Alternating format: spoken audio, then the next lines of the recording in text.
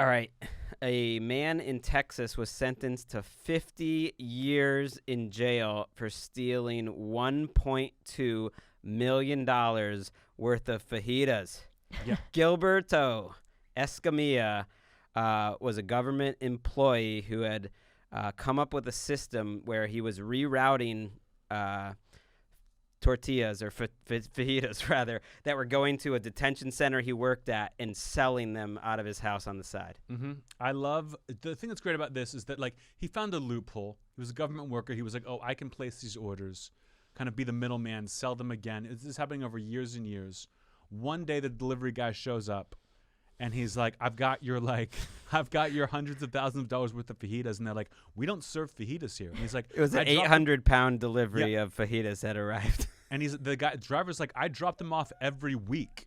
And then they go to this guy and they're like, hey man, are you selling fajitas? And like, just imagine what he went through his head. Like how he did not put a gun in his mouth the second they came into his office to ask about the fajitas is an act of God, because that is so humiliating. And then they went to his house and found how many fajitas? It wasn't clear how many they found at his house, but they found the fajitas in his refrigerator, and that was the smoking gun, is that he had a bunch of the fajitas. But he had like a lot. It wasn't just like it wasn't like he'd gone to like Fridays the night before and took some home. It was like his fridge was packed with fajitas. Well, it was $1.2 million worth over the course of 9 years. So even this one delivery, and they've been doing it for 9 years, was 800 pounds worth. He had a quote that really cracked me up. He said, "It was selfish. It started small and then got bigger and out of control. It got to the point where I just couldn't control it anymore." And I started thinking, like, motherfucker, what happened? The fajitas started ordering themselves? What are you talking about? It got out of control. I couldn't control it anymore. Listen, Greg, fajitas are the most seductive of all foods. That once you start getting truckloads of fajitas delivered, when are you going to stop that? When are you ever going to be like, hey, no more of this? You know what I mean? And if you can like keep them at your house for a while, you can fondle the fajitas. You can spend time with the fajitas and then pass them on to a needy home. I think he's doing all right. How much he got? 50 years in prison. That was the part that is the most surprising story of this entire thing. Is he got 50 years in prison? He's a 53-year-old man. Like what would have happened if it was burritos? Would he gotten like the death sentence? You know, like what? Like if he I don't know. Like if it was like a bigger thing, like would have they have drawn and quartered him or something? Like that's an insane sentence. No, fajitas is 50 years. Okay. Yeah. Burritos is 10. That's it. Tacos 30. Enchiladas. You're going to the chair. If it's just rice and beans, it's more like a misdemeanor. You know what I mean? But anytime you combine. Anytime you get sizzling in there, you know what I mean? You're getting 50. It's like chimichangas. You'd get the guillotine. Chimichangas, they wouldn't even arrest you.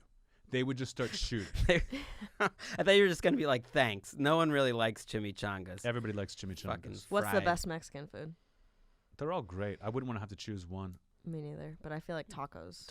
If I had to. Yeah, I love tacos. Burrito. I mean, that does remind me of a tweet that Erica sent out last month where she was just like, she said if there was a diet somewhere where all you ate was Mexican food, I would lose weight so fast. And every response to her tweet was just like, yeah, there's an entire country where that's the whole diet. Every response. Our last headline is from Australia, where you just came back from, where the government is in a little hot water, has a controversial policy idea where they want to get rid of 2 million feral cats. It's a big-time problem in the country, and they're so serious about it that they've enacted ways to mass murder them by airdropping poisonous sausages, among other things, also shooting, trapping in other ways.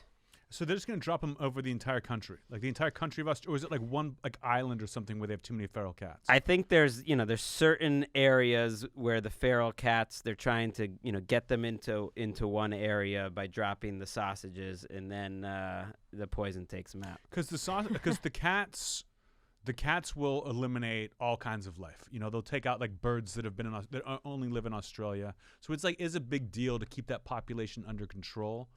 But I think that anytime you get a chance to airdrop poisonous sausages, you got to take it. You got to take it no matter who's involved. But I wanted to know, like, I've been to Australia, all right?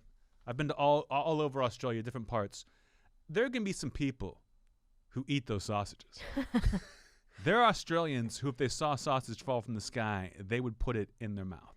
So I've got to wonder, like, whose plan is this? It's the government, and there's But there's got to be one guy behind it who was like, they were like, should we drop enchiladas? And he was like, no. I mean, there's some beautiful pictures in the New York Times of like guys in the darkness carrying guns and dead cats. It's a serious problem. I mean, they announced this plan as far back as 4 or 5 years ago, but now they're starting to enact it. I think poisonous sausages, like if the dog, they're a little worried. Also, some dogs and foxes could eat it too. How many dogs and foxes do we need? I mean, if we're gonna get rid of the feral cats, isn't there something the cats just eat that no one else does? Like catnip. Like if you put poison catnip out, wouldn't that do it? And why not just walk around with a gun, just shooting every cat you see? Target practice. Like you got a collar on? No. Well, guess what?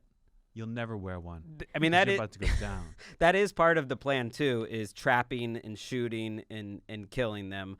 There's they have hundreds of millions, or how many? Yeah, millions, not hundreds of millions, but millions of cats. Millions of cats, and they're especially they're in this place, Kangaroo Island, and they're in some of the less inhabited areas. There's really a place in Australia called Kangaroo Island? There's a picture of these men that are hunting feral cats on Kangaroo Island, which is, if that's not a Disney movie, I don't know what is. Oh my God, that would be a great like animated movie where you got dropped, or like a video game where you got dropped on an island and had to kill 100 million cats. People hate cats too. I mean, I love cats. I grew up with 2 cats in my house at all times. If one passed away, just got another one to replace them. We had a dog. I understand how cats work. Yeah, and I'm just saying. But as I've gotten older, I've realized like there's a lot of adults, especially men, who are just very anti-cats, and I think would love a video game like that. Which I do not support. I don't like the shedding. I don't like the litter box. I would never have one in my place. But feral cats should all be killed.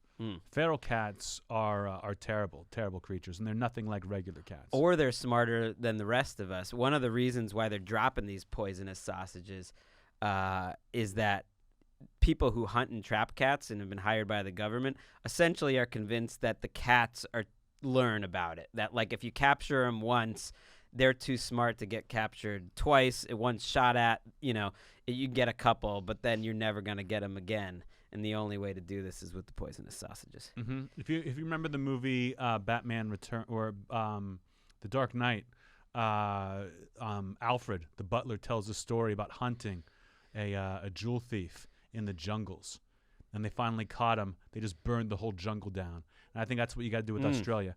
Get everyone out of there and light the place up, and then come back when it's cat free.